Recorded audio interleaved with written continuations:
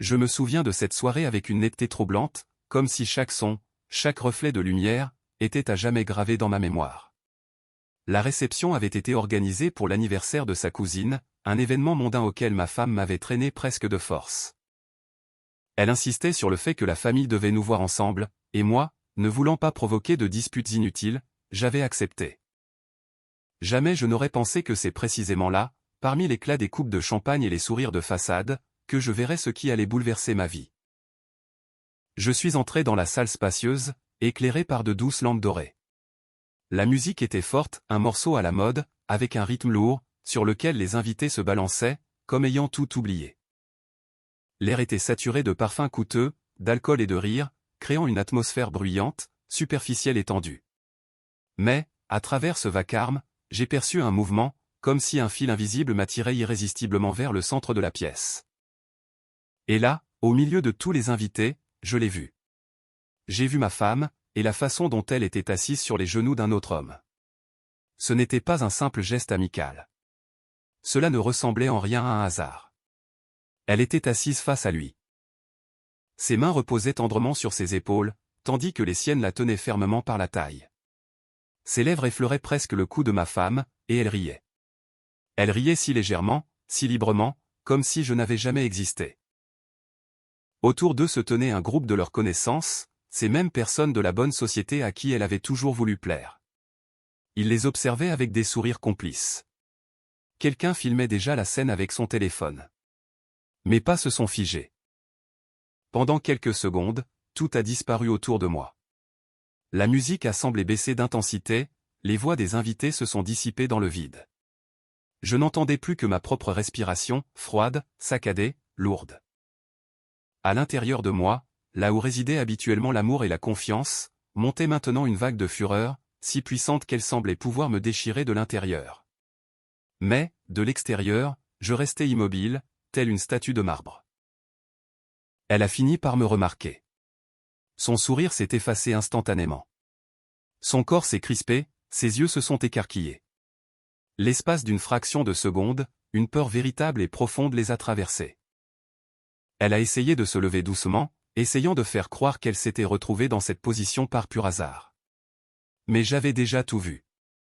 J'avais vu ce qui ne peut s'expliquer, ce qui ne peut absolument pas être confondu avec un simple malentendu. J'ai fait un pas en avant, puis un autre. Je marchais lentement, à un rythme régulier, comme si je contrôlais chaque inspiration. À l'intérieur de moi, un ouragan faisait rage, mais mon visage restait calme. Beaucoup trop calme. C'est cette tranquillité glaciale qui l'a effrayée le plus. Elle savait que lorsque je crie, c'est que je ressens encore de la douleur. Mais quand je me tais, c'est que vient le temps des calculs. Les gens ont commencé à se retourner. Un murmure a parcouru la pièce, se propageant comme une onde sur l'eau. Quelqu'un s'est écarté, me libérant le passage. Son amant, un homme grand, soigné, rempli d'assurance, m'a regardé de haut en bas, comme si j'étais un invité indésirable, venu par erreur perturber sa fête. Mais dans ses yeux, j'ai perçu un léger doute. Et ce doute a marqué le début de sa fin. Je me suis arrêté juste devant eux. Elle a tenté de prendre la parole. Ce n'est pas ce que tu crois. J'ai levé la main d'un geste à peine perceptible, et elle s'est tue. Je n'ai pas prononcé un seul mot, je n'ai formulé ni accusation, ni question. Je l'ai simplement regardée avec un regard qui contenait tout, la douleur, la fatigue, le dégoût, et la conscience absolue que notre mariage était mort avant même que je ne franchisse le seuil de cette pièce. Elle a détourné les yeux. Lui, en revanche, s'est tendu et a essayé de faire comme si tout était parfaitement normal. Et, mon pote, tu as mal compris. On plaisantait, c'est tout. Sa voix manquait cruellement d'assurance. Elle était beaucoup trop aiguë pour un homme qui, une minute plus tôt, tenait ma femme sur ses genoux. Mais je n'ai rien répondu. Je n'avais aucune intention de participer à leur comédie. Je n'étais pas venu ici pour écouter des justifications mensongères. J'étais ici pour sceller des destins. J'ai pris une profonde inspiration, et je me suis permis de sourire, brièvement, de manière presque imperceptible. Et à cet instant précis, j'ai vu toute son arrogance s'évaporer. Il a compris que mon silence était bien pire que le plus violent des mots. Je me suis retourné, et je me suis dirigé vers la table où était posé mon téléphone. Elle s'est précipitée à ma suite, essayant de m'attraper par le bras. Mais je me suis dégagé, si lentement et avec tant de précaution, que c'était comme si je touchais quelque chose de sale. Ses lèvres tremblaient, et je voyais, pas à pas, la panique naître au fond d'elle. Mais elle ne se doutait même pas que je savais tout depuis bien longtemps. Toutes ces soirées où elle restait tard au bureau, tous ces week-ends où elle partait prétendument chez une amie, tous ces messages effacés avant de s'endormir, tous ces changements d'humeur soudains. J'avais gardé le silence, j'avais observé, et j'avais rassemblé des preuves. Je préparais mon coup, non pas pour sauver notre couple, mais pour porter le coup de grâce qu'elle n'oublierait jamais. Et maintenant, après avoir tout vu de mes propres yeux au milieu de dizaines de témoins, j'ai compris une chose, le moment était venu. Je n'allais pas faire un simple scandale. J'allais orchestrer un spectacle. Un spectacle qui se terminerait par la vérité absolue, publique et irréversible. Cette luxueuse soirée parisienne allait devenir la scène. Son amant serait l'acteur qui ignore encore son rôle, et elle, la personne qui ressentirait enfin tout ce que j'avais enduré. À cet instant, j'ai pris ma décision, ils allaient tous les deux ressortir d'ici complètement détruits. Et les coupables ne seraient pas mes émotions, mais mon silence. Ce silence implacable qui allait sonner le glas de leur petite histoire. Je me tenais au milieu de la salle, faisant semblant de simplement profiter de la soirée. Les invités avaient recommencé à danser. Quelqu'un a levé sa coupe, le volume de la musique a de nouveau augmenté. Mais, sous ce bruit de fond, je voyais comment elle se crispait. Je voyais comment elle me jetait des regards furtifs, essayant désespérément de deviner ce que je préparais. Elle me connaissait trop bien, et c'est exactement ce qui la terrorisait. Elle était habituée à mes émotions, à ma douleur, à ma colère, à mes tentatives de dialogue.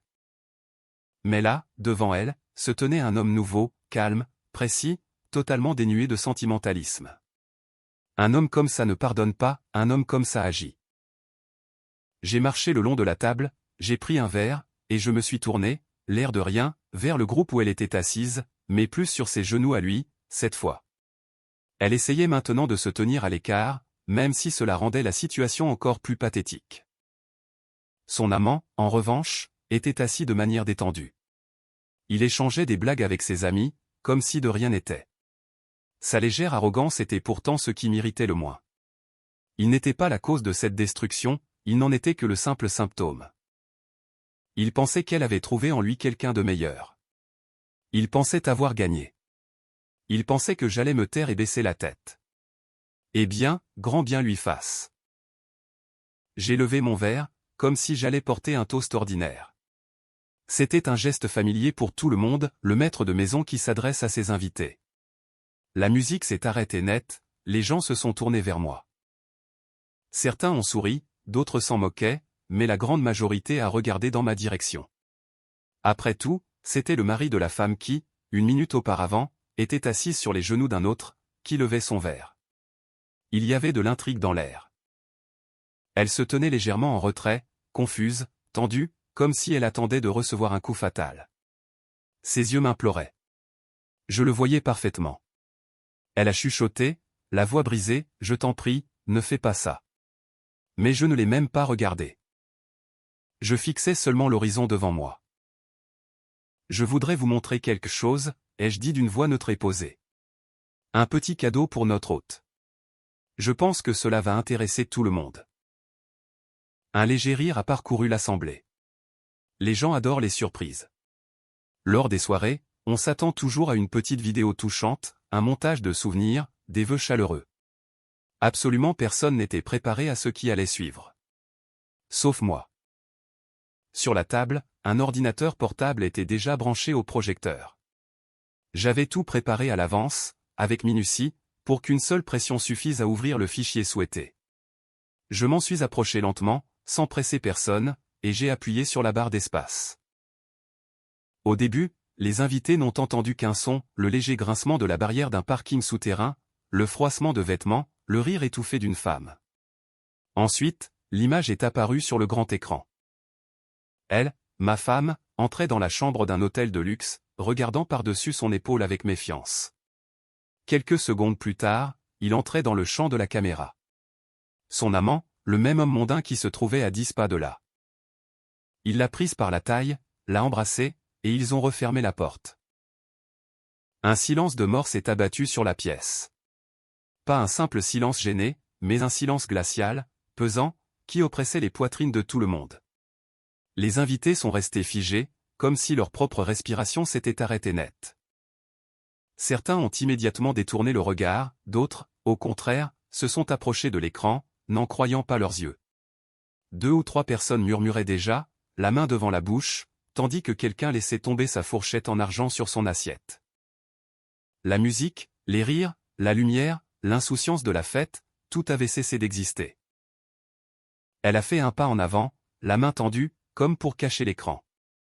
J'ai levé la main, sans même la toucher, la stoppant d'un simple geste autoritaire. Elle s'est figée, telle une bête traquée par les phares d'une voiture. Son visage a blêmi, ses lèvres tremblaient, et ses yeux se sont soudain remplis de larmes. Non pas des larmes de repentir, mais des larmes de terreur. La peur viscérale de tout perdre. La vidéo, elle, continuait. Les dates, les heures précises, différents jours, différents lieux. Leur rencontre sur 2 semaines, 1 mois, 3 mois. Ce n'était pas de la passion aveugle, c'était une habitude bien ancrée. Ce n'était pas une erreur de parcours, c'était un mode de vie assumé. Tout était méthodiquement documenté. Il a bondi de sa chaise. Sur son visage, il n'y avait plus la moindre trace de sourire ni d'assurance. « C'est quoi ce délire ?» a-t-il hurlé, bien que sa voix ait déraillé de panique. « Tu as trafiqué cette vidéo ?» Je tourne lentement la tête vers lui, et je lui réponds sèchement, d'un ton monocorde. Un montage avec des dates, des coordonnées GPS précises, les caméras de sécurité de l'hôtel, celles du parking privé, le tout accompagné de mes propres photos et de vos reçus bancaires. Il s'est tu immédiatement. L'un des invités a soufflé discrètement, un autre filmait déjà toute la scène avec son smartphone. Dans leurs yeux, je lisais le choc, la profonde déception, et même un certain dégoût. Dans nos cercles, il y a une règle non écrite, on peut pardonner une infidélité tant qu'elle reste discrète et confinée au cercle familial, mais c'est absolument impardonnable quand elle devient publique. Et moi, je l'avais rendue publique de la pire des manières. La vidéo s'est terminée. La dernière photo est alors apparue à l'écran, c'était elle, élégante, sortant de la voiture de son amant devant le restaurant étoilé où nous étions censés dîner en amoureux. Ce fameux jour où elle m'avait dit être gravement malade. J'ai pris un fin dossier en cuir et je l'ai posé lourdement sur la table, pour que tout le monde puisse bien le voir. À l'intérieur, il y avait les copies de leurs messages intimes, des relevés de compte, des plannings. Tout était authentique, laissé à la disposition de ceux qui voudraient vérifier.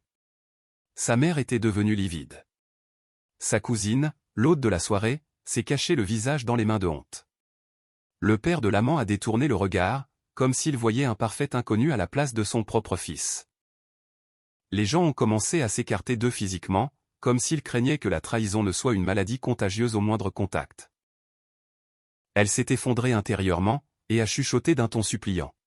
« Je t'en supplie, ça suffit. » Je me suis tourné vers elle. Ma voix n'était presque qu'un murmure, mais dans ce silence de cathédrale, tout le monde l'a entendu. La vengeance n'est pas faite de cris, ma chère. La vengeance, c'est la vérité, brandie à l'instant précis où elle fait le plus mal. Elle a essayé de me toucher, de s'agripper à ma veste, mais j'ai reculé d'un pas. Jamais la distance entre nous n'avait été aussi vaste, aussi glaciale. Et maintenant que tous nos proches connaissaient la vérité, je réalisais que ce n'était que le commencement. Ce qui venait de voler en éclats sous leurs yeux, leur réputation impeccable, leurs mensonges, leurs illusions de grandeur ne pourraient plus jamais être restaurées. Et ma vengeance, elle, ne faisait que commencer à déployer ses ailes. Lorsque l'écran s'est enfin éteint, un silence si lourd a envahi la pièce qu'on aurait pu entendre battre le cœur affolé de chaque personne présente. Ce silence résonnait plus fort que n'importe quelle musique techno, plus fort que n'importe quel cri de douleur. Il tranchait l'espace comme une lame affûtée, et personne ne savait quoi faire ni quoi dire. Souvent, les gens sont intimement convaincus de bien se connaître, jusqu'à ce que la vérité brutale se dresse entre eux, tel un mur infranchissable. Elle se tenait devant moi. Ma femme. La femme avec qui j'avais partagé une belle maison, des projets d'avenir, ma vie entière. Ses yeux, d'ordinaire 6 sur 2, si vifs et manipulateurs, étaient désormais complètement vides. Ils étaient remplis de terreur, remplis de la conscience aiguë que tout ce qu'elle avait dissimulé avec tant de soin venait de s'effondrer en une fraction de seconde. Ses mains tremblaient de façon incontrôlable. Elle semblait avoir perdu la force physique de se tenir droite. L'amant, qui, 10 petites minutes plus tôt, arborait encore son sourire de vainqueur en lui tenant la taille, se tenait maintenant à l'écart. Comme s'il n'était qu'un simple passant, impliqué par malchance dans un accident de la route.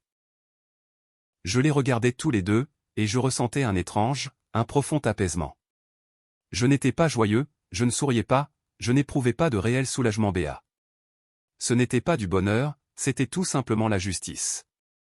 Une justice pure, froide, chirurgicale et inébranlable.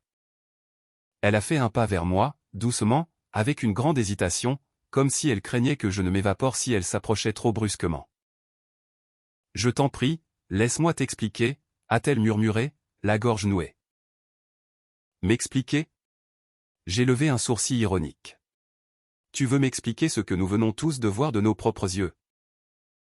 Elle a sangloté bruyamment et a enfoui son visage dans ses mains. Mais il n'y avait aucune larme, et c'était bien là que résidait toute sa pathétique vérité. Ce n'était pas l'infidélité qu'elle avait commise de sang-froid qui la blessait.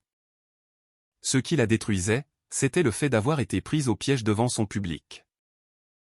C'est une terrible erreur. Je n'étais pas moi-même, Elle bafouillait, s'accrochant désespérément à n'importe quel mot susceptible d'amortir le choc. Mais ces mêmes excuses pitoyables, je les avais déjà entendues dans des centaines d'autres histoires de trahison. Et dans toutes ces histoires, les justifications sonnaient désespérément pareilles, des mensonges, même à l'instant où mentir n'a plus le moindre sens. Tu étais suffisamment toi-même pour choisir méticuleusement les jours, les lieux de rendez-vous, les beaux hôtels, ai-je répondu d'une voix d'une froideur polaire. Suffisamment toi-même pour dissimuler, suffisamment toi-même pour me mentir en me regardant dans les yeux. Elle a laissé retomber ses bras, le visage déformé. Non plus par la peur de l'humiliation, mais par un véritable désespoir insondable. Pour la toute première fois, elle réalisait qu'elle ne pourrait jamais, au grand jamais, récupérer ce qu'elle venait de perdre. Son amant, touché dans son ego, n'a pas supporté de rester silencieux plus longtemps.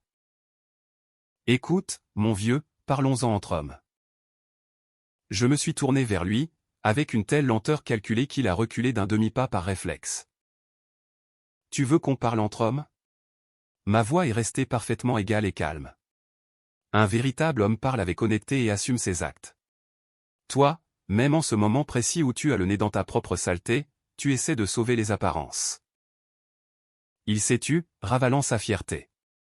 Son visage, si confiant et moqueur il y a si peu de temps, ressemblait maintenant à un masque brisé qui n'avait plus nulle part où se cacher. C'est exactement à ce moment-là que le père de ma femme s'est approché de nous. C'était un homme sévère, issu d'une bonne famille, très respecté, qui ne jurait que par les valeurs familiales, l'honneur et les principes rigides. Son visage était cendré, ses lèvres tremblaient de honte. « Mon garçon, pourquoi as-tu fait un tel esclandre » a-t-il articulé d'une voix faible et tremblante. « Pourquoi » Je l'ai regardé droit dans les yeux, sans ciller. « Parce que vous avez élevé une personne qui a cru que j'étais aveugle, et qui a cru que vous étiez tous sourds. Ces mensonges ne sont pas seulement un coup de poignard dans mon dos, c'est une insulte directe à la respectabilité de votre famille. Si vous vouliez tant connaître la vérité, eh bien, maintenant, vous l'avez étalée devant vous. » Il n'a même pas essayé de trouver la moindre circonstance atténuante pour défendre sa fille. Il s'est simplement détourné d'elle, le dos voûté, comme s'il ne reconnaissait plus la personne qui se tenait là. Pendant ce temps, l'amant essayait de s'éclipser discrètement vers la sortie, mais les gens s'écartaient sur son passage, comme s'il était porteur de la peste. Sa propre mère lui a tourné le dos, retenant un sanglot de honte. Ses amis, ceux-là même qui riaient de bon cœur à ses blagues quelques instants plus tôt, évitaient désormais soigneusement de croiser son regard. Et c'est alors que j'ai prononcé la toute dernière chose que j'avais à dire. Vous avez tous les deux détruit la confiance, vous avez détruit notre foyer, et vous m'avez détruit de l'intérieur. Mais le plus important à retenir, c'est que vous vous êtes détruit vous-même. Aujourd'hui, sur cette scène, vous n'avez récolté que ce que vous méritez amplement. Je me suis tourné une ultime fois vers ma femme. Elle a levé la tête, et dans ses yeux brillait une dernière lueur d'espoir, folle et désespérée. Je vais me battre pour nous, je te jure que je vais tout arranger, a-t-elle chuchoté en larmes. Tu ne peux pas partir comme ça, pas après tout ça. Je l'ai regardé longuement, mémorisant ses traits défaits, et je lui ai répondu avec un calme absolu. Je ne pars pas. Je me libère. Ces 3 petits mots ont frappé bien plus fort que toutes les preuves matérielles, plus fort que la vidéo accablante, plus fort que le lourd silence de la salle. Elle a vacillé sur ses talons, comme si elle venait de recevoir une violente gifle en plein visage. J'ai pivoté sur moi-même, et je me suis dirigé d'un pas ferme vers la grande porte d'entrée. La foule s'est écartée avec respect, comprenant instinctivement la portée dramatique de ce moment, ce n'était pas un simple départ théâtral. C'était la fin définitive d'un chapitre, la fin d'un mariage bâti sur du sable, la fin du mensonge toxique. Elle s'était lancée à ma poursuite en criant mon nom, mais je n'étais plus du tout l'homme que l'on pouvait rattraper. Une fois franchi le seuil, l'air de la nuit parisienne était vif et frais. La brise nocturne m'a frappé le visage, purifiant instantanément mes pensées, mes sensations, et balayant mes dernières angoisses. Et, pour la toute première fois depuis de très longs mois, je n'ai ressenti ni douleur cuisante, ni colère aveugle, ni chaos mental. J'ai ressenti la liberté pure. Je suis sorti de cette luxueuse propriété en étant un homme totalement nouveau. Un homme qui refuse désormais de porter en lui le poids des mensonges d'autrui. Bien plus tard, par des connaissances communes, j'ai appris que son amant avait été licencié de son prestigieux poste suite au scandale. J'ai appris que sa famille mondaine lui avait définitivement tourné le dos, et que la brillante réputation qu'elle avait mis des années à se bâtir s'était effondrée en l'espace d'une seule soirée. J'ai aussi su que la vidéo avait fuité, faisant le tour de leur cercle huppé, passant de main en main comme une traînée de poudre incontrôlable. Mais pour être honnête, tout cela ne me regardait plus. Ma vengeance, la vraie, s'était accomplie à l'instant même où la vérité brute avait résonné bien plus fort que toutes leurs vaines excuses. Et je n'avais besoin de rien d'autre pour avancer, ni de leurs cris, ni de leurs larmes, ni de leurs pathétiques explications. J'étais parti la tête haute, mettant ainsi un point final majestueux à cette histoire. Un point final dont, je le sais, ils ne se relèveront jamais.